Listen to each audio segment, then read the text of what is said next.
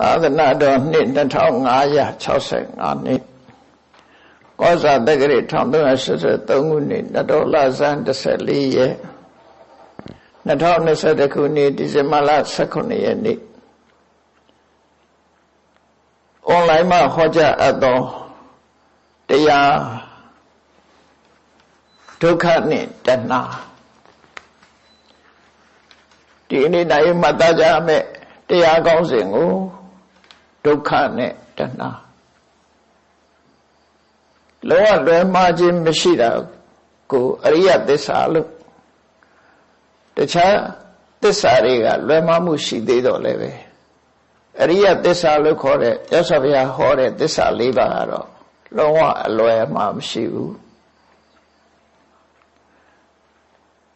ဒုက္ခကိုဖြစ်စေတဲ့တရားဟာတဏှာဆိုတာ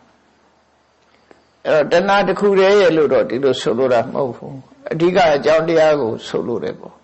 အဓိကအဖြစ်တဏှာဒုက္ခသမုဒယတဏှာသည်ဒုက္ခကိုဖြစ်စေနိုင်သည်ဒုက္ခဆိုတဲ့စကားလုံးကအကျဉ်းချင်းလေးပြောထားတာ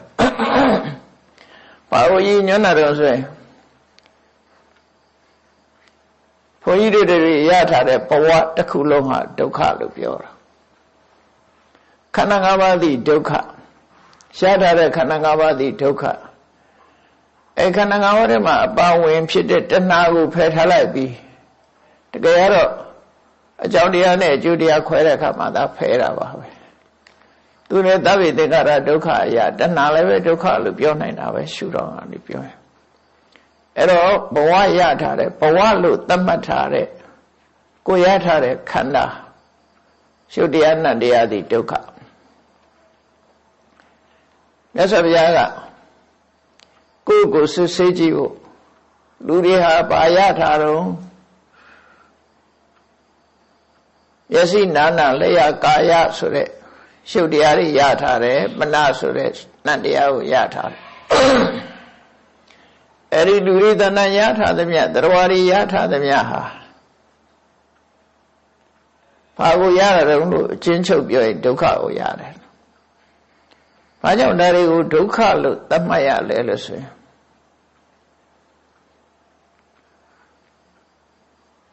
ဆက်ဆုပ်เสียကောင်းပြီးတော့ကိုထင်တဲ့အတိုင်းတစ်ခုမှမဖြစ်လို့ဒုက္ခလို့ခေါ်တာ။ဒုဆိုတာရှင်မုန်းเสียကောင်းတယ်ဆက်ဆုပ်เสียကောင်းတယ်။ခဆိုတာထင်တာတစ်ခုမှမဖြစ်ဘူး။ကိုထင်တဲ့ဟာတွေတလွဲတွေကြီးပဲအကုန်လုံးဒုဆိုတာဆက်ဆုပ်เสียရမုန်းရကောင်းတယ်ဆိုတော့ဘာဖြစ်လို့လဲဆိုရင်လူလောကမှာတွေ့ကြုံခံစားနေရတဲ့ယောဂမှန်သမျှဟာဒီခန္ဓာမှာဖြစ်တာဖြစ်လို့ယောဂဟာဆင်းရဲဒုက္ခအလုံးတို့ရဲ့ပြဿနာအလုံးတို့ရဲ့တရားဖြစ်သည့်အတွက်ကြောင့်ဒုက္ခလို့ပြောတာproblem ပေါ့ဘဝရဲ့ problem တွေအားလုံးဒီခန္ဓာ၅ပါးပေါ်မှာဖြစ်တာဖြစ်တယ်ပေါ့အဲဒါကြောင့်မို့ပြဿနာပေါင်းစုံစုပုံကြရောက်တဲ့ဒီခန္ဓာကြီးဟာ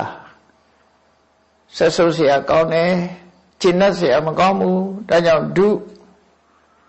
ကိုယ်မြဲမယ်ထင်မိမယ်လို့မမြဲဘူးချမ်းသာမယ်ထင်ပြီးတော့လည်းမချမ်းသာဘူးကိုပိုင်တယ်ကိုလို့ရတယ်လို့ထင်ပြီးတော့လည်းလို့မရဘူးကိုထင်တာတွေနဲ့တလွဲတွေကြီးပဲဖြစ်တယ်ဒါကြောင့်ခဒုက္ခဒီစကားလုံးနှလုံးကိုပေါင်းပြီးတော့သစ္စာလေးပါးမှာဒုက္ခလို့ခေါ်ထားတာဒီထဲမှာလူတွေယူဆတဲ့ချမ်းသာဆိုတာလည်းဒီထဲမှာပဲပါတယ်ဒုက္ခတွေကမလွတ်ဘူးအဲ့တော့အချင်းချုပ်ပြောလိုက်မယ်ဆိုရင်ဒုက္ခနဲ့တဏှာဆိုတာဘဝရထားတာဒုက္ခကိုရထားတာအဲ့ဒီဘဝဆိုတာကိုဘာကြောင့်ရတယ်လဲဘယ်သူကဘဝကိုထုတ်လုပ်တာတော့ဆိုရင်တဏှာလို့ဆိုရဲလူချင်းနဲ့တွေ့တာမှုကနေထုတ်လုပ်တာလို့အကြောင်းရှာလိုက်တဲ့အခါတဏှာကြောင့်ရနေတာလို့အဲ့တော့နဲ့ပတ်သက်ပြီးတော့နေ့စဉ်ဘဝမှာတရားတွေရဲ့အခြေအနေနဲ့ပတ်သက်ပြီးမြတ်စွာဘုရားဟောထားတဲ့သုတ္တန်လေးတစ်ပုဒ်ကိုဒီနေ့နာယူကြည့်ရအောင်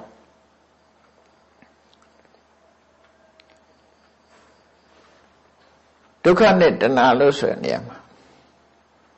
ကဲလူတွေရဲ့ဘဝကိုကြည့်လိုက်ဘဝမှာလူတိုင်းဟာလူချင်းစရာအာယုန်နဲ့တွေ့ရင်လူချင်းတယ်ရရင်ဝမ်းသာတယ်ပီတိဖြစ်တယ်မရရင်ဒေါသဖြစ်တယ်စိတ်သောကဖြစ်တယ်ဒါပုံမှန်ပဲရလာလို့ရှိရင်ပူလို့ချင်းလာတယ်မရဘူးဆိုရင်စိတ်ပြက်တယ်ဝမ်းနေတယ်ဒေါသဖြစ်တယ်သို့မဟုတ်ရပြီးမှဆုံးရှုံးသွားရင်လည်းသောကဖြစ်တယ်ဒါမလွယ်မသွေဒီတိုင်းပဲဖြစ်နေအဲ့ဒါနဲ့ပတ်သက်ပြီးရသော်ပြဟောထားတာဖြစ်တယ်ပေါ့လူတိုင်းဟာဘဝရလာလို့ရှိရင်ဆုံးရှုံးမှုဆိုတာကြုံတွေ့ရတယ်အဲ့ဆုံးရှုံးမှုတွေဟာကိုလိုချင်လို့သိမ့်ပိုက်ထားတဲ့အရာတွေဖြစ်တယ်နောက်ဆုံးမှဘာမှမဆုံးရှုံးပါဘူးဘဝမှာကိုယ်ပစ္စည်းတစ်ခါမှဆုံးရှုံးမခံရဘူးဆိုရင်နောက်ဆုံးကိုယ်ခန္ဓာကြီးကဆုံးရှုံးသွားတာပဲလေအသက်တည်ရတဲ့ဆိုတာဆုံးရှုံးသွားတာပဲအဲ့ဒီဆုံးရှုံးမှုမရှိတဲ့ဘဝဆိုတာမရှိဘူးနောက်ဆုံးတစ်ချိန်ကျတော့ဆုံးရှုံးသွားတာယာရုရရင်လည်းယာရုကိုစွန့်လိုက်ရတာပဲပစ္စည်းဥစ္စာရလည်းပစ္စည်းဥစ္စာကိုထားခဲ့ရတာပဲအခြေအနေကောင်းတွေကြုံနေတဲ့ကလည်းအခြေအနေကောင်းတွေထားခဲ့ရတာပဲကျမ်းမာနေတဲ့အနေထားလေးကိုလည်းပဲမကျမ်းမာတဲ့အခါစွန့်ခဲ့ရပြန်တာဘယ်ဟာပဲဖြစ်ဖြစ်ကိုဟာထာဝရပိုင်ဆိုင်နေတာအဲ့လိုတခုမှမရှိဘူးဘဝဆိုတာကိုတမ္မာအပြင်ကြည့်လိုက်ရင်တခြားပြဿနာတွေမရှိအောင်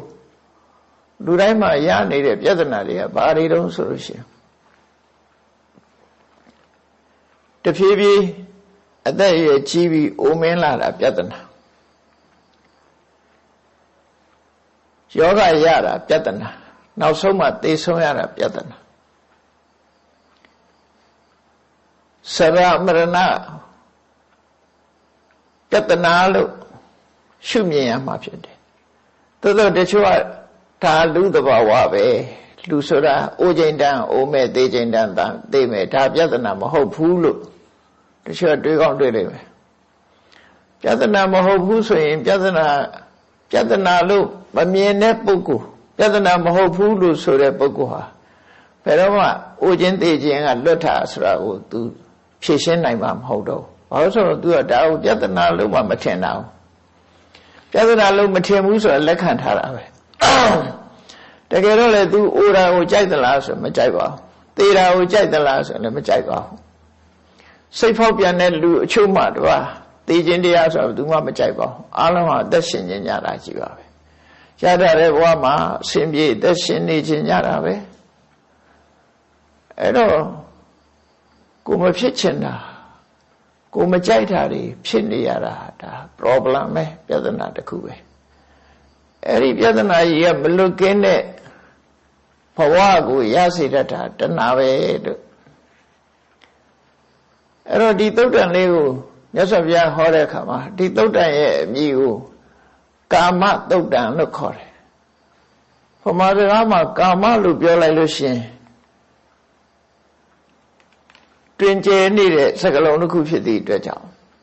ကာမဆိုလို့ရှင်အစွန်းရောက်တဲ့အတွေးမျိုးသွားတွေးခြင်းတွေးလိမ့်မယ်ဒီနေရာမှာကာမဆိုတာလူချင်းစရာပစ္စည်းဝတ္ထုတွေကိုလည်းကာမလို့ခေါ်တယ်လူချင်းတဲ့တဏှာကိုလည်းကာမလို့ခေါ်တယ်အဲ့ဒီနှစ်ခုကိုတွဲဖက်ပြီးနားလည်ထားဖို့လူချင်းစရာဆိုတာဘာကိုပြောတာတော့မျက်စိကမြင်ရပြီးတော့မြင်ရတဲ့အဆင်းဟာကိုကြိုက်တဲ့ကိုနှစ်သက်တဲ့အဆင်းရှိတယ်မနှစ်သက်တဲ့အဆင်းရှိတယ်မျက်စိကမြင်ပြီးတော့လူချင်းစရာအဆင်းအာယုနားကကြားတဲ့အတန်နဲ့ကိုကြိုက်တဲ့အတန်ရှိတယ်မကြိုက်တဲ့အတန်ရှိတယ်ကြိုက်တဲ့အတန်ဒီလူချင်းစရာကာမပဲနှာခေါင်းကနမ်းရှူရတဲ့အနတ်လျှာကရတာခံရတဲ့အရတာခန္ဓာကိုယ်ထိတွေ့ရတဲ့အထိတွေ့အဲ့ဒါတွေအလုံးကိုကာမလို့ခေါ်တယ်လူချင်းစရာပစ္စည်းဝတ္ထုများလူချင်းစရာအရာဝတ္ထုများကိုကာမအဲ့ဒီလူချင်းစရာဝတ္ထုတွေကိုလူချင်းနေတဲ့တဏှာကိုလည်းကာမလို့ခေါ်တယ် အဲ့ဒီနှမျိုးလေးကိုဒီစာပေအသုံးလေးကိုခွဲပြီးတော့မှတ်ဖို့လိုတယ်ပေါ့နော်လူချင်းစရာဆိုတာချုံပြောလိုက်တော့5မျိုးတည်းပဲပြောတာမျက်စိကမြင်လို့လူချင်းစရာနာကကြားတဲ့အတန်နဲ့ကလူချင်းစရာအဲ့ဒါတွေကချုပ်ပြီးတော့ပြောထားတာလောကအနေထားနဲ့ပြောမယ်ဆိုလို့ရှိရင်မဆုံးနိုင်ဘူးဘာလူချင်တာတော့ဆိုရင်လူချင်တဲ့ပစ္စည်းကဆုံးမဆုံးနိုင်တာစူပါမားကတ်သွားကြည့်လိုက်လူချင်တာတွေအများကြီးတွေ့မှာတော့အိမ်မရှိတဲ့လူကလည်းအိမ်ရှိခြင်းနဲ့လူချင်တဲ့အိမ်ရှိပြီးတော့စိတ်ထဲမှာမကျေနပ်သေးရင်လည်းဒီတဲ့ကောင်းတဲ့အိမ်လူချင်တယ်လူချင်မှုဆိုတာအဲ့ဒါတွေကိုအလုံးကိုခြုံလိုက်တာလူချင်းစရာအာယုန်တွေလူတွေရှားနေတဲ့အာယုန်တွေလောကကြီးမှာစီးပွားရေးတွေလုပ်ပြီးရှားနေကြတယ်ဘာတွေရှားနေတာတော့ဆိုရင်ခြုံပြောရင်ဒီ5မျိုးပဲရှားတာမျက်စိကမြင်ရတဲ့အဆင်းနားကကြားရတဲ့အသံနှာခေါင်းကနမ်းရှူရတဲ့အနံ့လျှာကလဲရတဲ့အရသာခန္ဓာကိုယ်ကထိတွေ့ရတဲ့အထိတွေ့ဒီ5မျိုးပဲရှားနေကြတာပစ္စည်းနဲ့ပြောလိုက်မယ်ဆိုရင်တော့မဆုံးနိုင်တော့ဘူးအများကြီးဖြစ်တယ်ဒီထဲမှာရွှေငွေပန္နာယရဏအသုံးဆောင်ပစ္စည်းမှန်တယ်ဒီထဲမှာဝင်သွားတယ်ဒါကြောင့်မို့ကာမဆိုတာလူတွေရှာဖွေပြီးလူချင်းနေတဲ့အရာကိုပစ္စည်းဝတ္ထုကိုဝတ္ထုကာမလို့ခေါ်ပြီးတော့အဲ့ဒီလူချင်းစရာတွေကိုလူချင်းနေတာကြတော့ကိလေသာတဏှာလို့ခေါ်တာအဲ့ဒါကိုလည်းကာမလို့ခေါ်တယ်အဲ့တော့ဝတ္ထုကာမကိလေသာကာမလို့2မျိုးခွဲတယ်ပေါ့နော်ပမာလို့ရှင်းရှင်းပြောမှဆိုရင်လူချင်းစရာလည်းပဲကာမလူချင်းတာကလည်းကာမလူချင်းစရာကိုလူချင်းတာလူတွေမှာအဲ့ဒါလူချင်းတဲ့စိတ်အဲ့ဒါတဏှာပဲအဲ့တော့အဲ့ဒီကာမလို့ခေါ်ရတဲ့လူချင်းစရာဝတ္ထုနဲ့လူချင်းနေတဲ့တဏှာဒီနှစ်ခုလုံးဟာဘာကိုထုတ်လုပ်နေတော့ဆိုဒုက္ခကိုထုတ်လုပ်တာအဲ့ဒီမှာအဓိကကတော့လူချင်းစရာဆိုတော့လောကကြီးမှာသူရှိနေမှာပဲတချို့အရေးကြတော့လိုအပ်ချက်အနေနဲ့ရှိရမှာပဲသို့သောလူဖြေလျော့ရမှာလျှော့ရမှာဖယ်ရှားရမှာတော့လူချင်းတဲ့တဏှာကိုသာလည်းဖယ်ရှားမှာဖြစ်တယ်လူချင်းတာတွေကိုဖယ်ရှားမှာမဟုတ်ဘူးဝတ္ထုကာမတွေကိုဖယ်ရှားမှာမဟုတ်ဘူးဝတ္ထုကာမတွေကလူကိုအကျိုးပြုတာရှိတယ်ပေါ့မြတ်စွာဘုရားကိုယ်တိုင်ဝတ္ထုကာမကိုလျှော့ချတာပဲရှိတယ်ဖယ်ရှားတာမရှိဘူးပယ်တာမရှိဘူးကိလေသာကာမကိုသာပယ်တာနော်ဝတ္ထုကာမဆိုတာရည်ရွယ်ချက်မျိုးမျိုးရှိတယ်ဥပမာအိမ်ဟာလိုအပ်ချက်ဖြစ်တယ်အိမ်ရှိမှချမ်းသာသာနေလို့ရမယ်အန္တရာယ်ကင်းကင်းနေလို့ရတယ်ဒါမှမဟုတ်အဆောက်အအုံအိမ်ဆိုတာလိုအပ်ချက်ပဲဒါနေစရာဝတ်စရာအဝတ်ထည်ဆိုတာလည်းလိုအပ်ချက်ပဲဒါမရှိလို့အသက်မရှင်နိုင်ဘူးစားစရာအစာအာဟာရဆိုတာလည်းလိုအပ်ချက်ပဲဒါမရှိရင်အသက်မရှင်နိုင်ဘူးမကြမ်းမမာရင်ဆေးဝါးဆိုတာလည်းလိုအပ်ချက်တွေပဲအဲ့ဒီလိုအပ်ချက်တွေဟာဝတ္ထုကာမလိုအပ်ချက်လို့လိုချင်စရာဖြစ်နေတာတွေကဝတ္ထုကာမလို့ခေါ်တယ်အဲ့ဒီဝတ္ထုကာမတွေကိုဖယ်ရှားခိုင်းတာလားလို့ဆိုတော့မဟုတ်ဘူးသို့တော့အတိုင်းအတာတစ်ခုအရာရှော့ချရတာရှိတယ်ယဟန်တွေကြတော့ရှော့ချခိုင်းလိုက်တယ်ပေါ့နော်ရှော့ချခိုင်းထားတယ်ဝတ္ထုကာမတွေကလည်းပဲတတ်နိုင်သမျှအပူဆုံးနေမရှိအောင်ရှော့ချလိုက်တယ်သို့တော့ဒီစရာအဆောက်အအုံမရှိရဘူးလားဆိုတော့ရှိရဝတ်စရာဝတ်သင်္ကန်းမရှိရဘူးလားဆိုတော့ရှိရစားစရာအစာအာဟာရမရှိရဘူးလားဆိုတော့ရှိရမကြမ်းမှလို့ရှိရင်ဆေးဝါးတတ်စာမရှိရဘူးလားဆိုတော့ရှိရဒါအသက်ရှိဖို့အတွက်လိုအပ်ချက်အဲ့ဒီတဲ့ပိုးလာတဲ့အရာတွေကြတော့ခုနကလိုအပ်ချက်တဲ့ပိုးလာတာကြတော့တဏှာကိုပွားစေတတ်လို့ရှော့ချခိုင်းတယ်အဲ့တော့ဘာသာတရားအမျိုးမျိုးရှိတယ်ဘုရားမြတ်စွာဘုရားကတော့အိန္ဒိယမှာပွင့်တယ်ဘုရားရဲ့အရင်သို့မဟုတ်ဘုရားနဲ့အတူတကွာပွင့်နေတယ်ဟောပြောဆိုဟောပြောနေတဲ့ဘာသာတရားတွေအများကြီးရှိတယ်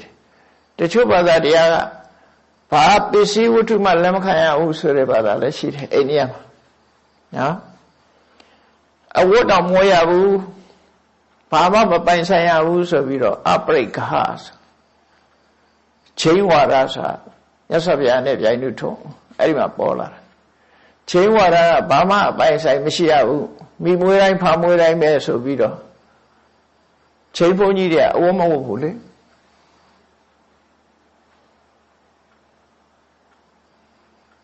စားကြခွက်မရှိဘူးသူတို့မှာအပရိက္ခလို့ခေါ်တယ်ဘာမှပိုင်နာမရှိတော့ဘူးသူတို့မှာအလုံးဟာကိုလုံးဒီဖြစ်သွားတယ်အဲ့ဒါ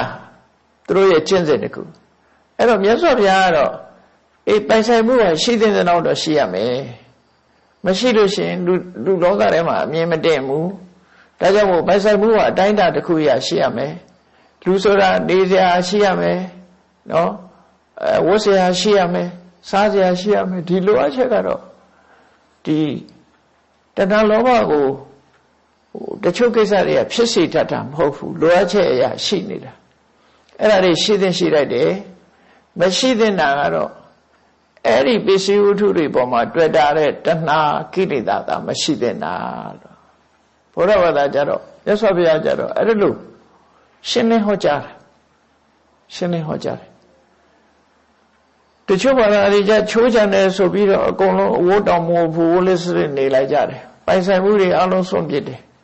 မြတ်စွာဘုရားကြတော့အဲ့ဒါလို့မဟုတ်ဘူးအဲ့ဒါကွဲပြားခြားနားမှုတွေပဲဟုတ်ပြီလောအပ်တည်တဲ့ပို့ပြီးတော့မရှိရလောအပ်တည်တဲ့ပိုးလာလို့ရှိရင်လူချင်းစိတ်တွေကိုတိုးပွားစေတတ်တယ်အဲ့ဒီလူချင်းနဲ့တဏှာသည်လူကိုဒုက္ခပေးတာပစ္စည်းဝတ္ထုတွေကဒုက္ခပေးတာမဟုတ်ဘူးဆိုပါစို့အိမ်ကဒုက္ခပေးတာမဟုတ်ဘူးအဝတ်စားဒုက္ခပေးတာမဟုတ်ဘူးစားစရာအစားအစာတွေကဒုက္ခပေးတာမဟုတ်ဘူးဒုက္ခပေးတာကိုယ့်ရင်ထဲမှာအဲ့ဓာတွေနဲ့ပတ်သက်ပြီးဖြစ်ပေါ်လာတဲ့တွေ့တာမှုလူချင်းမှုကဒုက္ခပေးတာလို့အဲ့ဖယ်ရှားမှာတွေ့တာမှုနဲ့လူချင်းမှုကိုဖယ်ရှားအဲ့တော့ဒီကာမတုတ်တံမှာခါထား6ပုဒ်နဲ့မြတ်စွာဘုရားကတဘာဝတရားကိုရှင်းရှင်းလေးဟောထားတာဖြစ်တယ်ဒီတုတ်တံကအလွန်ရှင်းကြတဲ့တုတ်တံလို့ပြောကြတယ်တုတ်တနိဗ္ဗာန်ပါဠိတော်မှာပါတာရှင်းကြတယ်ဆိုတာမြတ်စွာဘုရားလက်ထက်တုန်းကဒီတုတ်တန်တွေကစနစ်တကျစုစည်းပြီးသားဖြစ်တယ်အဝန်ဒီတိုင်းကကြွလာတဲ့ယဟန်တော်တစ်ပါးဟာမြတ်စွာဘုရားရဲ့ခွင့်ပြုချက်နဲ့ဖရာသရင်သုံးတဲ့ကဏ္ဍဂုရီကျောင်းထဲမှာညတူတူနေထိုင်ခွင့်ရတယ်သူကမစ္စည်းမဒေတာကမဟုတ်ဘူးဝန်ဒီဆိုအိန္ဒိယတောင်ပိုင်းအနောက်တောင်ပိုင်းကလာတာခုခေတ်ပြောမှဆိုရင်ဘုံပေဘက်ကလာတာပေါ့နော်အဲ့ဒီကိုတော့ရောက်လာတဲ့အခါမှာမြတ်စွာဘုရားကသူနဲ့အတူသူ့တကြောင်ထဲမှာနေရာပြင်ခိုင်းတဲ့ရှင်အနန္ဒာအဲ့ညအဲ့ဒီတကြောင်ထဲမှာဖះနဲ့အတူနေတယ်ပိဋကတ်ထဲမှာဖះနဲ့အတူနေခွင့်ရတာအဲ့ဒီပါပဲရှိတယ်နော်တကြောင်ထဲမှာအတူနေခွင့်ရတယ်ကိုတော့အာဂန္တုအနေနဲ့ဖះသူနေတဲ့အကြောင်းမှာပဲသူ့နေခိုင်းလိုက်တယ်အဲ့တော့ညမှာဆိုလို့ရှိရင်ကပ္ပဋ္ဌာန်းထိုင်ပြီးတော့နှလုံးသွင်းနေကြတယ်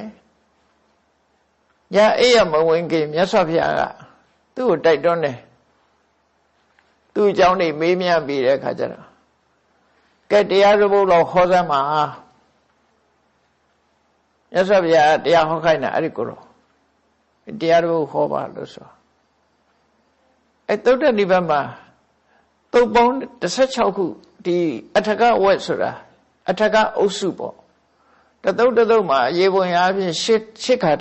ထာနဲ့ဖွဲ့စည်းထားလို့အထကဆိုတာရှစ်ခုအပေါင်းနဲ့ဖွဲ့စည်းထားတဲ့သုတ်တံပေါင်း16ခုရှိတယ်အထကဝက်ဆိုတဲ့အစုမှာ16သုတ်ရှိတယ်အဲ့ဒီ16သုတ်ခါရဘုံပေါင်း16သုတ်အဲ့ဒီ16သုတ်ကိုဒီကရောအတန်နဲ့အတန်တာနဲ့ပြီးပြင်းမြတ်စွာဘုရားကိုရွတ်ပြီးတော့ခေါ်တယ်ဟောတဲ့တရားတော့ဘုရားတရားပါဘုရားဟောခဲ့တဲ့တရားကိုသူကလွတ်ရတယ်မြတ်စွာဘုရားတရားဟောပါဆိုတော့သူကအဲ့ဒီသုတ်တံကိုဟောတာအဲ့တော့ဒီသုတ်တံရဲ့ထူးခြားချက်က ဖះကိုယ်တိုင်ဟောခဲ့ပြီးဖះကိုယ်တိုင်ပြန်နာတဲ့သုတ်တံလို့ပြောလို့ရတာပေါ့နော်အလုံး16သုတ်သုတ်ပေါင်း16သုတ်ဒါပထမဆုံးသုတ်အဲ့မှာပထမဆုံးသုတ်အဲ့တော့ဖះလက်ထက်ကလေးကဒီသုတ်တံကိုအရချက်ပြီးတော့ရွတ်ဆိုနေကြတယ်ရွတ်ဆိုနေကြတယ်ဒီသုတ်တံကဘာကြောင့်ဖြစ်ပေါ်လာလဲလို့ဆိုလို့ရှိရင်တာဝတိမြို့မှာပြမနာလေသမားကြီးတယောက်ရှိတယ်လေလို့စားတဲ့ပုံနာပေါ့နော်ယူသားတယ်စေရုံအကြောင်းနဲ့ပုပ္ပယုံအကြောင်းနဲ့မလှမ်းမကမ်းဖြစ်လိုက်ပဲအာစိရဝတိမြစ်ရဲ့မြစ်ကမ်းပေးမှာသူ့လေတော်ရှိတယ်အဲ့လေတော်မှာသူကစပားတွေစိုက်ပျိုးပြီးတော့စပားစိုက်တဲ့တောင်သူပေါ့စိုက်ပျိုးပြီးတော့နေတယ်တကယ်ကြတော့မြတ်စွာဘုရားဆိုတာမနေ့တစ်ချိန်ညတစ်ချိန်လောကကြီးကိုကြည့်လို့ရှိတယ်တပ္ပယုဒဉာဏ်ကွန်ရက်ကိုဖြန့်ကျက်ပြီးတော့ကြည့်လိုက်တဲ့အခါမှာဉာဏ်ထဲမှာကျွတ်ထိုက်တဲ့ပုဂ္ဂိုလ်တွေဆိုပေါ်လာတယ်ဉာဏ်ထဲမှာပေါ်လာတယ်ပေါ်လာလို့ရှိရင်ဆက်ပြီးတော့သူနဲ့ပတ်သက်တာကိုစဉ်းစားပြီးမြတ်စွာဘုရားတရားဟောရမယ့်ပုဂ္ဂိုလ်သွားဟောတယ်ဘလောက်ပဲဝေဝေကြွသွားတယ်အဲ့ဒါဘုရားရဲ့နေ့စဉ်အလုပ်ထဲမှာပါတယ်အဲ့ဒီမှာလည်းမြတ်စွာဘုရားကတရက်မှာသဗ္ဗညုတဉာဏ်ကွန်ရက်ဖြန့်ကျက်ပြီးတော့ကြည့်လိုက်တဲ့အခါဒီပြမနာလေသမားကြီးအစိရဝတိမြေဘေးကလဲလုံးနေတဲ့လေသမားကြီးကိုတွားပြီးတော့တွေ့တော့ဆက်ပြီးစဉ်းစားလိုက်တော့ဘာဖြစ်မလဲလို့ဆိုဒီလေသမားကြီးကဒုက္ခတွေ့လိမ့်မယ်ဆိုတာကိုကျွတ်တင်ပြီးတော့မြင်အဲ့တော့ဖရာဉာဏ်နဲ့ကျွတ်တင်မြင်တာကဘာကိုကြည့်ပြီးမြင်တာလဲဆိုအကြောင်းကတော့ရှိတယ်ပြစ္ဆုတ်ပံဖြစ်ပေါ်နေတဲ့အကြောင်းတစ်ခုကိုကြည့်လိုက်လို့ရှိရင်သူကဖြစ်ပေါ်လာမဲ့အကျိုးတရားတွေကကျွတ်တင်ဖြစ်နေတယ်ခုခေတ်ဆိုအတော်အသင့်ကိုအနာဂတ်ကိုမှန်းဆလို့ရတယ်ဥပမာသွေးဖောက်ပြီးဆင်းလို့ရှိရင်ဒီလူမှာကင်ဆာရောဂါဖြစ်နိုင်ခြေရှိလားမရှိဘူးလားဆိုတာခုဖြေထုတ်လို့ရနေတယ်နော်ကျွတ်တင်ပြီးဖြေထုတ်လို့ရတယ်ရောဂါတော့ကျွတ်တင်ဖြေထုတ်လို့ရ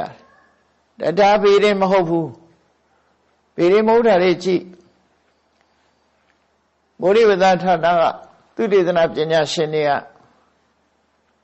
ပင်လယ်ထဲမှာဖြစ်ပေါ်နေတဲ့လေဖိအားနဲ့ရဝန်းတို့ဘာလို့ကြည့်ပြီးတော့ဘယ်နေ့ပုံတိုင်းတိုက်မဲ့ဆိုကျွတ်တင်ပြောနေကြပြီလေခုဘယ်နေ့မိုးရွမယ်ဘယ်ဒေသကိုရွနိုင်တယ်မုန်တိုင်းဆိုလည်းမဖြစ်ခင်အကျွတ်တင်ပြီးတော့ဘယ်တော့မှမုန်တိုင်းတိုက်လိမ့်မယ်ဘယ်နေရာတွေမှာထိခိုက်နေနိုင်တယ်ဆိုကြိုးပြောနေပြီခုအဲ့တော့သူတို့တောင်ပစ္စုပန်အခြေအနေကိုကြည့်ပြီးတော့ကျွတ်တင်ပြောဆိုနိုင်တယ်ဆိုတာမြတ်စွာဘုရားကျတော့ဉာဏ်တော်နဲ့ကျွတ်တင်ပြောလို့ရတယ်အကုန်လုံးဉာဏ်တော်ကြီးကအကုန်ကြည့်လို့ရတာပုံနာကြီးတွေ့လိုက်တာနဲ့ပုံနာကြီးရဲ့အခြေအနေပစ္စုပန်အခြေအနေတွေကိုကြည့်လိုက်တဲ့အခါဒီပုံနာကြီးကအခုစဝါးပင်နေစိုက်ပျိုးနေတယ်ဒါပေမဲ့လို့ဒီစဝါးတွေရင့်ပြီးမဲ့ကနေကြရင်အစိရဝတိမြစ်ကရေချိလိမ့်မယ်မိုးကြီးရွာလိမ့်မယ်အဲ့ဒီအချိန်နဲ့သွားတိုက်မိုးကြီးရွာပြီးရေကြီးတဲ့အခါသူ့စဝါးပင်တွေကအကုန်မျောကုန်လိမ့်အဲ့မျောပြီဆိုရင်သူယူကြုံမရဖြစ်တော့မှာဒါတွေပါအကြောင်းကျိုးဆက်ပြီးတော့ဘုရားကျွတ်တင်သိထားတယ်ကျွတ်တင်သိတော့ပုဂ္ဂိုလ်ခင်မတရားမင်းဆိုတဲ့ညမစကားရှိတယ်လေညမစကားရှိတယ်ပုဂ္ဂိုလ်ခင်မသူ့ရဲ့ဟောပြောချက်ကိုအလေးထားတယ်ဒါသဘာဝပဲအဲ့တော့ရသော်ဗျာဒီပုံနာကြီးကိုဒီပြမနာလေသမားကြီးကိုတနေ့ဒုက္ခရောက်တော့မှာဆိုတာကိုရောက်တော့မယ်လို့တော့သွားမပြောဘူးသိထားတဲ့အခါကျတော့ဒီပုံနာကြီးကိုလမ်းမှာတွေ့တဲ့အခါသို့မဟုတ်သူ့လေတော်ဘက်ကိုကြွားသွားရင်မြတ်စွာဘုရားသူ့ကိုဖော်ဖော်ရွေနှုတ်ဆက်တယ်ဘာလုပ်လဲ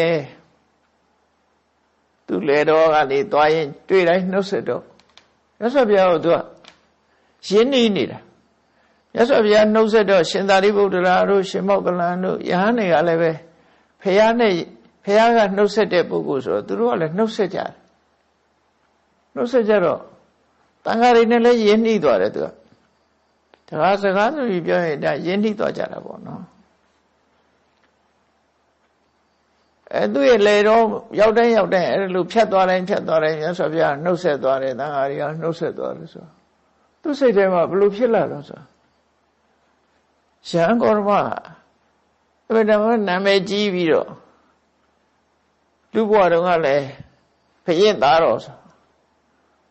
သို့တော့ငါလိုလေသမားတယောက်ကိုရေးပေးပြီးဆက်ဆံတယ်ဆိုခြေနှက်တာပေါ့ဒါသိခြေနှက်တာဒါလူရဲ့စိတ်ကသူစိတ်ထဲမှာဘလို့ဖြစ်လာတော့ဆိုရင်ငါဒီလေစဘာတွေအောင်မြင်လို့ရှိရင်တော့ရှင်ဂေါတမကိုလှူအောင်မယ်ဆိုစိတ်ရှိလာတယ်အဲ့လောက်ထိအောင်တွေးလာတယ်လူချင်းခင်လာတော့အဲ့ဒီလိုနဲ့နောက်ဆုံးဒီစဘာကင်းကြီးကမဲ့ပြီးတော့ရှေးရတော့မယ်နောက်တည်းဆိုရေးရတော့မယ်ဆိုတဲ့အချိန်လေးမှာအဲ့ဒီနေ့ညမှာမိုးကြီးရွာချလိုက်တာအစိရပတိမြေကြီးရေရှမ်းတယ်မိုးကြီးတွေကတိုက်စားတယ်အစိရပတိမြေဆိုတာတောင်ကျမြစ်ပဲဗမာလိုခေါ်ရင်တော့မူးမြစ်လို့ပြောမှာပေါ့မူးမြစ်ဆိုတာတောင်ကျရေတွေကနေလာတဲ့အရှိန်ပြင်းတဲ့ရေစည်းတန်တဲ့မြေမျိုးပဲတခါတခါမှရေပြည့်တယ်တခါတခါမှပြည့်ဘူးအစိရဝတိဆိုတာအဲ့ဒီတည်းပဲအစိရဝတိရေအကြာကြီးမရှိဘူးတဲ့မိုးရပြီဆိုရင်ရှည်တွေများလာတဲ့မူးမြစ်သဘောမျိုးအဲကြောင့်ပတာစာရီမိသားသူ့သားလေးတွေမျောသွားတာအဲ့ဒီမြစ်ပဲတောင်ချမြစ်ဆိုတော့လေဗမာပြည်မှာလဲမကွေးဘက်သွားတဲ့လမ်းမှာဒေါင်းသေးချောင်းဆိုတာရှိတယ်အဲ့ဒီပုပ္ပတောင်ဘက်ကတောင်ကြီးတွေညှို့နေလို့ရှိရင်ဖြတ်မကူးနဲ့တဲ့ဒေါင်းတောင်မလွတ်ဘူးလို့ဆိုပြီးတော့ပြောကြတယ်မိုးရတော့မယ်ဆိုရင်အဲ့ဒီကဖြတ်ကူဖို့မကြိုးစားနဲ့မျောသွားမယ်ဒေါင်းသေးချောင်းဆိုတာအဲ့ဒါမျိုးလို့ပေါ့တောင်ကြားချောင်းဝုန်းကနေဆိုရေတွေရောက်လာနိုင်တယ်အစိရဝတိမြစ်ကအဲ့လိုမြေထဲမှာရေတွေကြီးလာမိုးတွေကလည်းရွာတယ်ဆိုတော့မြစ်ရရှမ်းလာပြီးမြစ်ကမ်းမှာရှိတဲ့သူ့ရဲ့လက်ခင်းဟာရှေးခန္ဒီစဘာပင်တွေအကုန်လုံးပါသွားမြစ်ထဲရှေးတိုက်စားပြီးအကုန်လုံးပါသွား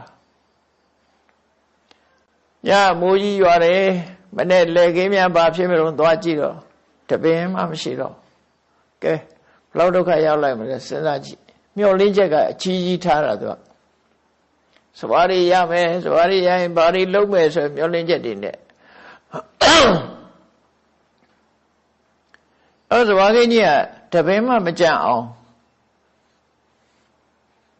ရေကြီးပဲကြံတော့တဲ့နေထားပြဖြစ်သွားတဲ့အခါ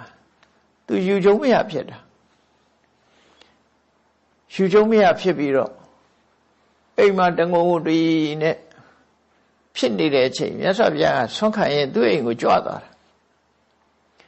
လူဆိုတာဒုက္ခရောက်နေတဲ့အချိန်မှာအာဘိစကားပြောရင်စိတ်သက်သာတယ်လေတော့ဘုရားကြွလာတဲ့လူဆိုတဲ့အခါကျတော့သူ့ကိုနှစ်သိမ့်စကားပြောဖို့အာဘိစကားပြောဖို့ကြွလာတာပဲဆိုပြီးအားရှိသွားတယ်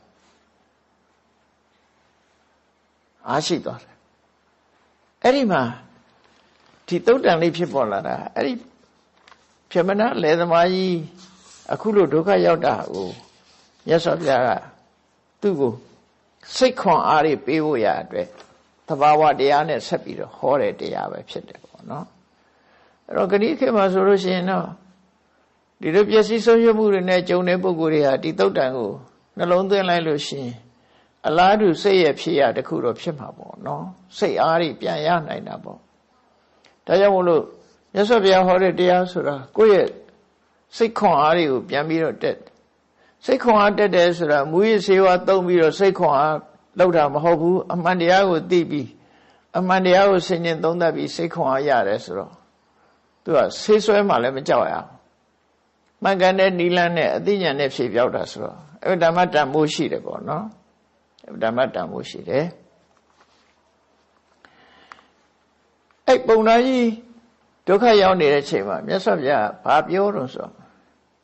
ဘုရားပြောတဲ့စကားလေးတွေကမှတ်စရာကောင်းတယ်နဗ္ဗမနဝိပ္ပန္နေဒေါမနတံ ပစ္စည်းဥစ္စာဆိုတာပြတ်သွားရင်မင်းစိတ်ဓာတ်မကျနဲ့တောကမဖြစ်နဲ့စိတ်ရှင်းမှုမဖြစ်နဲ့ပြတ်သွားရင်စိတ်ဆွေးမှုမဖြစ်နဲ့တံပန်နေစသောမနတံနဂတပါပြည့်စုံလို့ရှိရင်လည်းပဲမင်းဝန္တာအာရဘဝင်မျက်နှာမျိုးမဖြစ်စေနဲ့ဘာကြောင့်လို့ဆို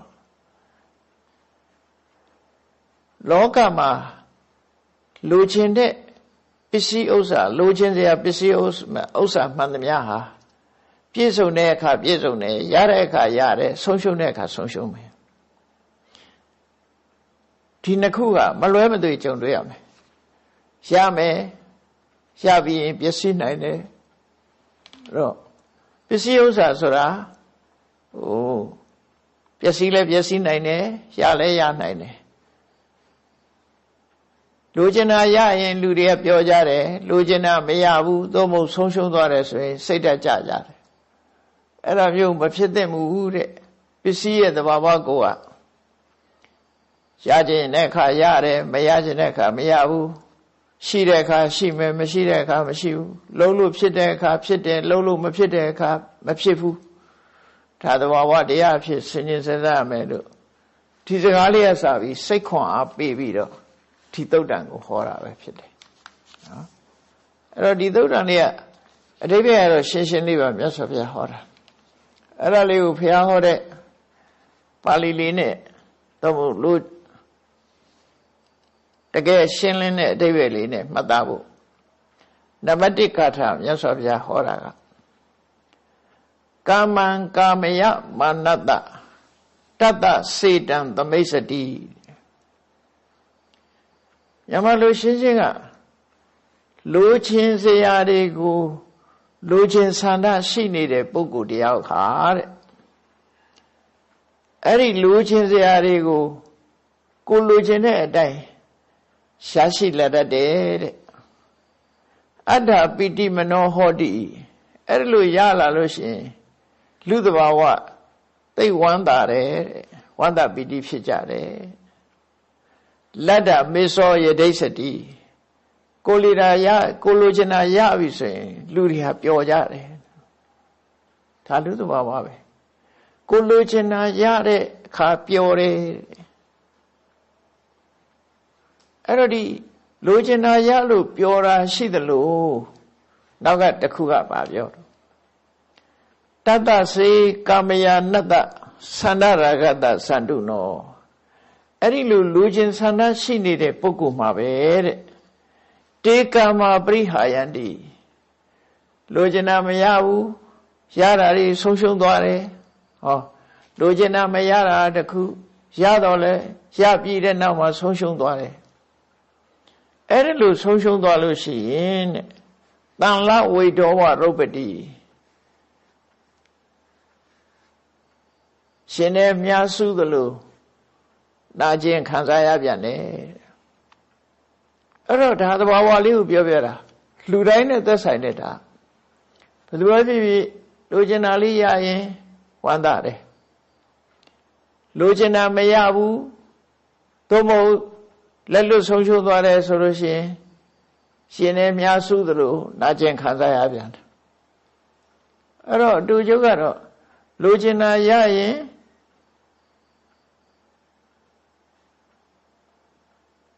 လိုချင်တာရလို့ရှိရင်သောမနတဝမ်းသာတယ်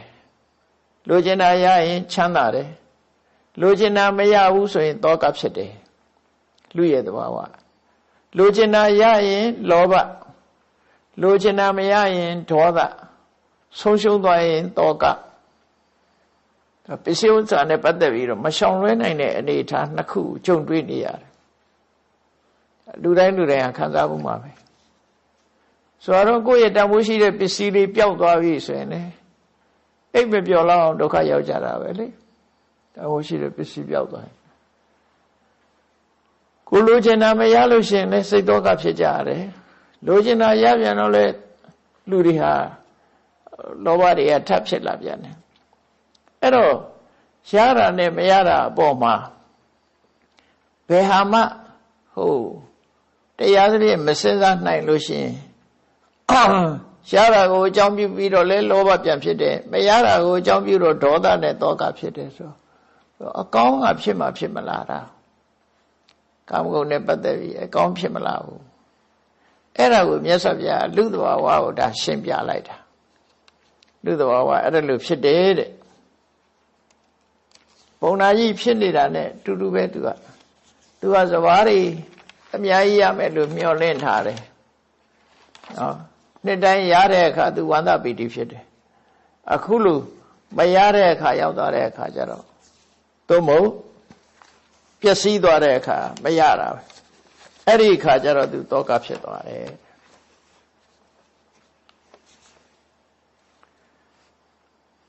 မြတ်စွာဘုရားကဆက်ဟောတယ်ယောကာမိပရိဝိစေတိတပ္ပတိဝပဒါတိရောမွေတွေကဖြစ်ရင်သူတို့ကိုကြိုက်တာမွေဟာလူအတွက်အန္တရာယ်ပေးနိုင်တာအမြီးကမဟုတ်ဘူးခေါင်းပိုင်းကအများစုကိုပြောတာပေါ့နော်ခေါင်းပိုင်းကခေါင်းကိုကြိုင်ထားလို့ရှိရင်မွေကကိုယ်မကြိုက်နိုင်တော့ဘူးပေါ့လေခေါင်းဘက်ကိုရှောင်ရမှာအဲ့ဒါကိုဥပမာယူပြီးတော့မြတ်စွာဘုရားယောကာမိပရိဝိစေတိတပ္ပတေဝပထာတိရောတဲ့ဝေနီနာကဖြတ်သွားမယ်ဆိုရင်ခေါင်းကိုရှောင်အမိဘက်ကသွားခေါင်းကိုရှောင်ပြီးတော့အမိဘက်ကသွားသလိုလူချင်းစရာအာယုန်တွေကိုလူချင်းနဲ့တဏှာရောဂါကိုရှောင်ရမယ်မရှောင်ရင်မွေကြိုက်ခံရသလိုဒုက္ခရောက်လိမ့်မယ်ဒါပြောတာနော်သောတံဝိတ္တိကံလောကေသောမံဝိတ္တိကံလောကေတတောတမတိဝတ္တိအဲ့ဒါလို့လူချင်းစရာအာယုန်ဒီပေါ်မှာလူချင်းနဲ့တဏှာကိုရှောင်ရှားသလိုတတိနဲ့လောကမှာတွေ့တာမှုတွေကိုရှောင်ရှားမယ်ဆိုရင်ဒီဆင်းရဲဒုက္ခတွေကိုလွန်မြောက်နိုင်ပါတယ်တဲ့မရှောင်နိုင်လို့ဆင်းရဲဒါထွက်ပေါက်ပေးတာမြတ်စွာဘုရားတဘာဝကလူကျင်နာရရင်လောဘဖြစ်မယ်လူကျင်နာမရရင်ရှားပြီးသားတွေဆုံးရှုံးရင်ဒေါသနဲ့တောကဖြစ်မယ်အဲ့ဒီနှစ်ခုမဖြစ်ရအောင်လူကျင်တဲ့တဏှာကိုရှောင်လိုက်ပါမွေရခေါင်းပိုင်းကရှောင်လိုက်လို့ရှိရင်မွေကြိုက်ခံရခြင်းအန္တရာယ်ကကင်းတယ်လို့တဏှာလောဘကိုရှောင်လိုက်ပါရှောင်လိုက်လို့ရှိရင်တတိထားပြီးတော့ရှောင်လိုက်လို့ရှိရင်အခုကြုံတွေ့ရမယ့်လောဘတွေတောကတွေမကျော်လွှားနိုင်ပါတယ်လို့သူပြောတာအဲ့ဒါကိုကျော်တဲ့နည်းကိုပြောတယ်နောက်ဆက်ပြီးတော့ကာမလူချင်းစရာဆိုတာတွေနဲ့ပတ်သက်ပြီးတော့လေသမားကြီးပြမနာကြီးနားလဲအောင်လို့မြတ်စွာဘုရားဆက်ပြီးတော့ပြောတာခိတံဝဋ္ထုံဟိရိညံဝါကဝတ္တံဒါသဘောရိတံထိယောပန္တိပုထုကာမုသောနရောအနုခိစတိစရင်ချတွက်လိုက်လို့ရှင်လူတွေပိုင်ဆိုင်တာခိတ္တလေကိုပိုင်ဆိုင်တယ်ဝဋ္ထုမြေကိုပိုင်ဆိုင်တယ်ဟိရိညငွေကြေးတဏတွေကိုပိုင်ဆိုင်တယ်ကဝတ္တကျွဲတွေနွားတွေကိုပိုင်ဆိုင်တယ်ဒါသဘောရိတကိုယ်အိမ်မှာအလုသမားတွေကိုအိမ်မှာအတူနေတဲ့အလုသမားတွေရှေးခေတ်ကတော့ကြေးတွေကျွန်းနေအဲ့ဒါတွေကိုပိုင်ဆိုင်တယ်ထိယောပန္တုတဲ့အမျိုးသားတွေဥတီပြီးပြောတာဖြစ်သောကြောင့်အမျိုးသမီးတွေကိုပိုင်ဆိုင်တယ်သို့မဟုတ်အမျိုးသမီးကိုပြောမှဆိုရင်အမျိုးသားကိုပိုင်ဆိုင်တယ်ပေါ့ဒီလိုပဲပြောမှာပဲနော်နောက်ဘန္တုဆွေတွေမျိုးတွေရှိတယ်လုပ်ဖို့ကံမဲ့တွေရှိတယ်ပုထုကာမေရှည်တွက်လို့မရနိုင်တော့အောင်များလှတဲ့လူချင်းစရာပစ္စည်းတွေကိုပိုင်ဆိုင်တယ်တဲ့အဲ့ဒါတွေကိုလူတွေဟာတွေ့တာမဲမောနေကြတာအဲ့တော့ကိုယ့်ကိုစဉ်းစားကြည့်မင်းဘာရှာတာတော့လူတွေကပြောကြလိမ့်မယ်ခဏခေတ်စကားနဲ့ပြောရင်သူဘာရှာနေတာတော့အလုရှာတယ်လို့ပြောကြတယ်အလုကဘာဖြစ်ဘာအတွက်တုံးဆိုပတ်စံရဖို့ပ ပတ်စံကဘာလို့ဖို့တော့ဆိုသုံးဖို့အဲ့တော့တကယ်ရှာတာအလုံးရှာတာမဟုတ်ဘူးအလုံးရှိရင်ငွေရမယ်ငွေရရင်အသုံးဆောင်နေရမယ်အဲ့တော့ရှာတာဘာရှာတာတော့လို့နောက်ဆုံးအချက်ကိုပြောလိုက်လို့ရှိရင်ဒီပစ္စည်းတွေရှာနေတာပဲလူချင်းစရာတွေရှာတာပဲလေအဲ့ဒါလို့ရှာပြီးတော့တွေ့တာမမောနေမယ်ဆိုရင်တဲ့မရှာရဘူးလို့ပြောတာမဟုတ်ဘူးတော့ဒါသဘောပေါက်ဖို့ရလူဆိုရဘဝမှာသာဝတိရတော့ရှားမှာပဲ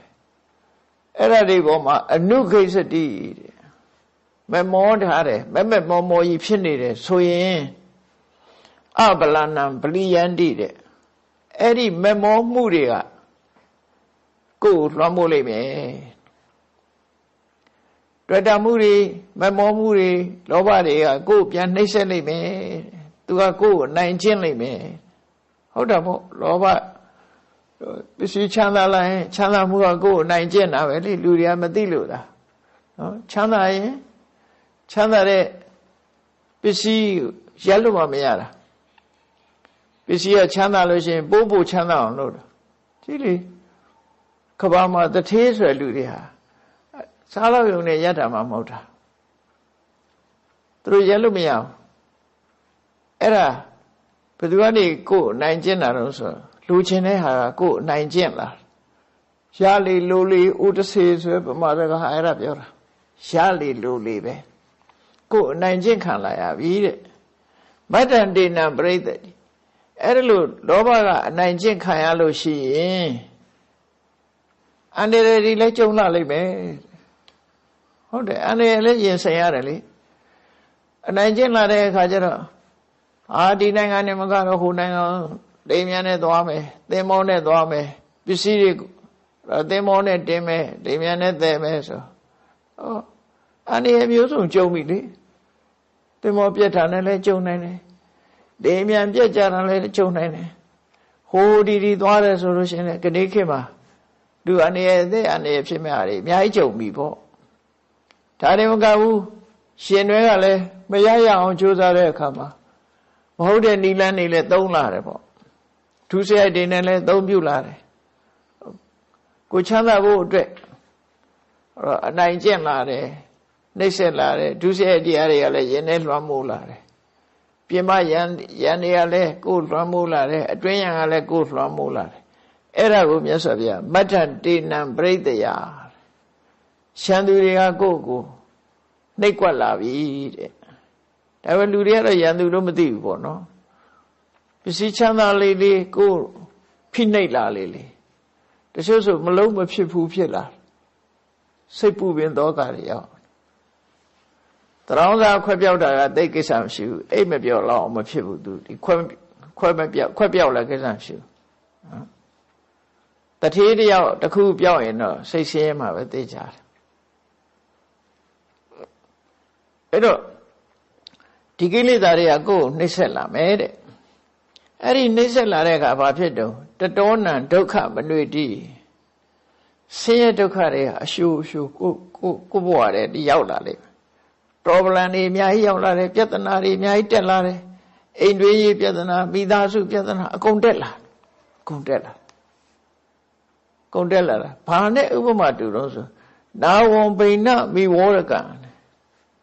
သင်္ဘောတို့လှေတို့ပေါက်ပြီဆိုရင်ရေဝင်လာတယ်လူမလည်းပဲတောကရောက်လာပြီဆိုရင်ပြဿနာတွေအများကြီးဝင်လာပြီမပြေလဲတာမိသားစုရန်ဖြစ်တာတို့မကြည်မလဲဖြစ်ကြတာတို့အကုန်လုံးပြဿနာတွေဝင်လာမယ်လှေပေါက်တဲ့လှေကိုရေတွေဝင်သလိုပဲတဲ့အဲ့ဒီပုဂ္ဂိုလ်ရဲ့တဏ္ဍာမှာဒါတွေဝင်ရောက်လာလိမ့်မယ်တဲ့အဲ့တော့မြတ်စွာဘုရားကလောကကြီးမှာဖြစ်ပျက်နိုင်တဲ့သဘာဝတရားတွေကိုဟောပြီးတော့တွေ့တာမှုတဏှာရဲ့ဒုက္ခပေးပုံတွေကိုအခုလိုအချင်းချင်းဟောပြီးတတ္တမသန္တုတရတတော်တဲ့ဒါကြောင့်မင်းဟာလူသားတယောက်အနေနဲ့အမြဲတမ်းတတိထားကြည့်ပါတဲ့စဉ်းစားပါတတိထားပါတတိထားပြီးတော့ကာမဏိပရိဝိစေလူချင်းစရာအာယုန်ဒီပေါ်မှာလူချင်းနေတဲ့တဏှာကိုမင်းထိန်းချုပ်ပါရှောင်ပါမထိန်းချုပ်ရင်မင်းဒုက္ခဖြစ်လိမ့်မယ်နော် မထိန်ချုပ်ရင်ဒုက္ခအနည်းဆုံးဖြစ်မှာပဲလူချင်းမှုကြောင့်ဒုက္ခတွေရောက်မယ်တတ္တမဇန္တုတရတတောအမြဲတမ်းတတိရှိပြီးကာမဏိပရိဝိစေကိလေသာကာမတွေကိုလိုချင်တဲ့အရာတွေကိုလိုချင်စရာအရာတွေပေါ်မှာလိုချင်နေတဲ့တဏှာကိုရှောင်နိုင်အောင်ကြိုးစားပါထိန်းချုပ်နိုင်အောင်ကြိုးစားပါလို့ပြောတာလွတ်မထားနဲ့သူ့ကိုထိန်းတေပဟာယတရိဩဃံအဲ့ဒါကိုထိန်းချုပ်ပြီးတော့အခက်ခဲကိုကြော်လွှားဖို့ကြိုးစားလောကမှာအခက်ခဲတွေမထိန်းချုပ်နိုင်လို့ရှိရင်အခက်ခဲတွေအများကြီးတချို့ကြတော့ဒီချမ်းသာတဲ့လူတွေဟာပြဿနာတွေမဖြေရှင်းနိုင်တော့ကိုယ့်ကိုယ်တတ်သိသွားတဲ့တတိတွေအများကြီးပဲရှိတယ်နော်ပြဿနာတွေမဖြေရှင်းနိုင်တော့ပြဿနာတွေအဲ့ပြဿနာဖြစ်လာပြီဆိုကြတဲ့ဒါဖြတ်ကျော်ရမယ့်အရာကိုခေါ်တယ်အဲ့ဒါကိုဩဃလို့ပြောတာဩဃဆိုတာဒီလှိုင်းကြီးတွေရှည်လှိုင်းကြီးတွေကိုအမှန်တည်းရည်စည်းတဲ့နေရာကိုဟိုဘက်ကန်းရောက်ဖို့ဖြတ်ကျော်ဖို့ဆိုတာအမှန်တည်းခဲနေအဲ့တော့ကာမဂုဏ်အာယုဆိုတာလည်းပဲဒါကြီးကိုဖြတ်ကျော်ဖို့ဆိုတာလွန်ခဲလို့ဩဃလို့သုံးတာမကျော်နိုင်ရင်မြုပ်ပြမှာသူကမကျော်နိုင်လို့ရှိရင်စုံမြုပ်သွားအောင်မျောသွားအောင်တိုက်မျောလိုက်မယ်မျောသွားမယ်မြုပ်သွားမယ်ဘဝမှာလည်းအဲ့လိုပဲမျောသွားမယ်မြုပ်သွားမယ်ဒါဒီမကျော်လွှားနိုင်လို့ရှိရင်အဲ့တော့ကာမဆိုလူကျင်တဲ့ဆန္ဒတွေကိုတဏှာတွေကိုဖယ်ရှားပြီးတော့အခက်ခဲကို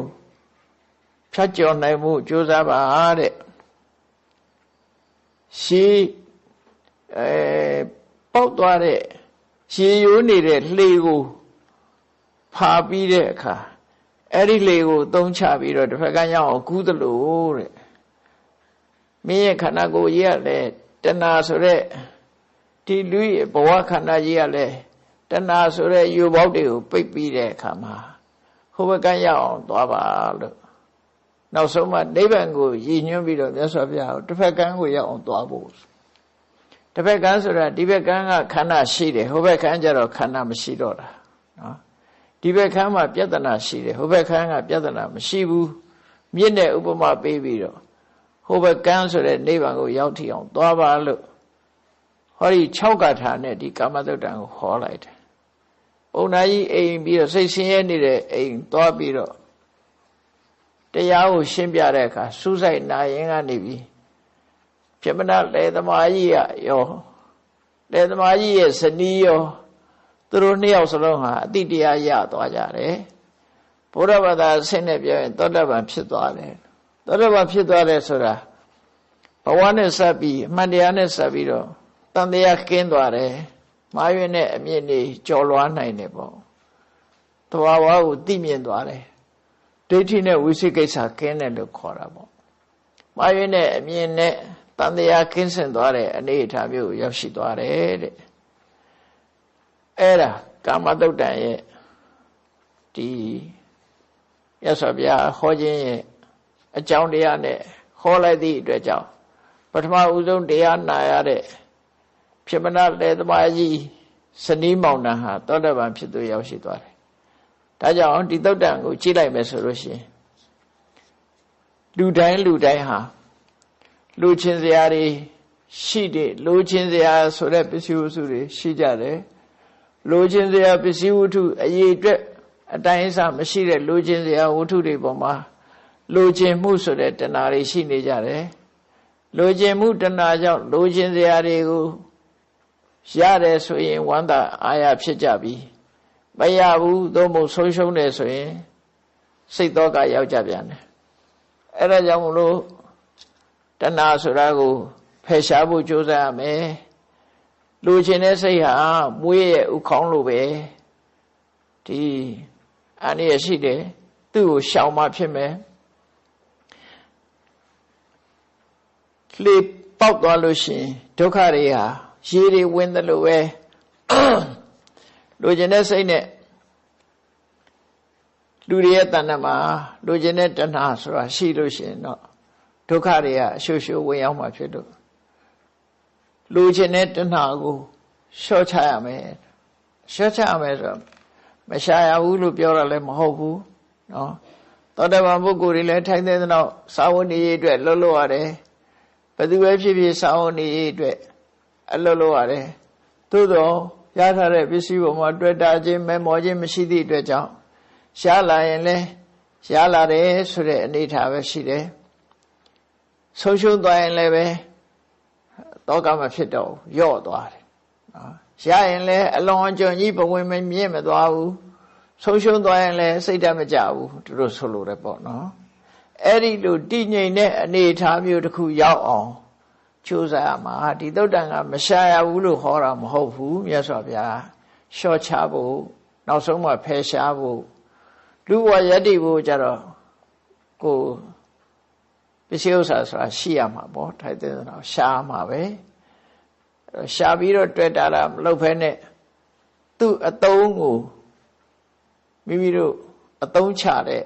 အနေအထားမျိုးနဲ့ရလာတဲ့ဟာကိုမမောတွေ့တာပြီးမထားပဲနဲ့စားရမယ့်ဟာစားပေးရမယ့်ဟာပေးလှူရမယ့်ဟာလှူပြီးတော့အဲ့ဒါလိုဘဝခရီးကိုဖြတ်တန်းဖို့မြတ်စွာဘုရားဟောကြားဆုံးမခြင်းပဲဖြစ်တယ်တရားချက်ခင်သူတော်စင်ပြိဿပေါင်းတို့မြတ်ဗုဒ္ဓဤကာမတုတ်တံကိုဒုက္ခနဲ့တဏှာဒီကောင်းစဉ်နဲ့ဟောကြားတဲ့တဏှာကိုမှတ်သားနိုင်ကြပြီးဘဝမှာကြုံတွေ့ရတဲ့ဒုက္ခတွေဟာလူကျင်မှုတဏှာကြောင့်ဖြစ်တယ်ဆိုတာကိုကိုယ်စီစဉ်းစားတွေးခေါ်ပြီးမြတ်ဖရာရဲ့အဆုံးအမလိုက်နာကျင့်သုံးနိုင်ကြပါစေကုန်သတည်း